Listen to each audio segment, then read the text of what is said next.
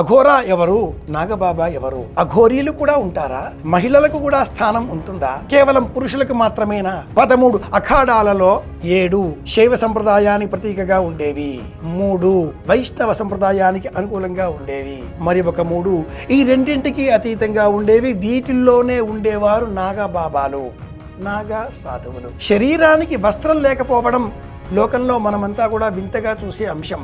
దిక్కులనే వస్త్రములుగా ధరించిన దైవం దిగంబరత్వం గల దైవం, దిగంబరుడు కాబట్టే శివుడు పరమదైవం అనేటటువంటి వారు అఘోరీలు. శివుడికి ఉండేటటువంటి 5 రూపాలలో సద్యోజాతము, వామదేవము, అఘోరము, తత్పురుషము, ఈశానము అనబడేటటువంటి 5 పేర్లలో మధ్యమమైనటువంటి పేరు అఘోరా.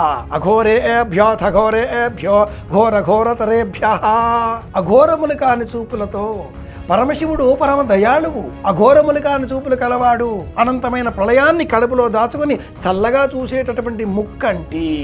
అలాంటి పరమేశ్వరుడిని వివాహ సమయంలో కూడా ఏమండోయ్ ఇల్లాలిని భర్త తన జీవితంలోనికి ఆహ్వానించేటటువంటి సమయంలో అఘోర అన్న శబ్దంతో సంబోధిస్తాడు.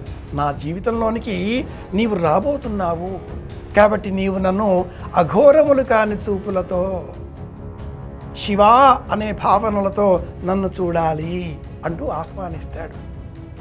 అఘోర అంటే ఈనాటి కాలంలో మనం చూచేటటువంటి టీవీలలో కనిపించే వీళ్ళెవ్వరూ కూడా అఘోరాలు కారండి. ఎవరో ఒక బాబా నాకు 109 ఏళ్ళు అంటాడు, మనం ఓహో అంటాం. పిచ్చి బాబా నమ్మకండి. వాళ్ళంతా కూడా పూసుకున్నాను, నేనేదో చేసుకున్నాను, నా శరీరంలో ఒక భాగాన్ని కోసిచ్చాను, నేనే సాక్షాత్తు అని మరెవరో అంటారు. నమ్మకండి. ప్రతి మనిషిలో ఉండే మనస్సు అఘోర.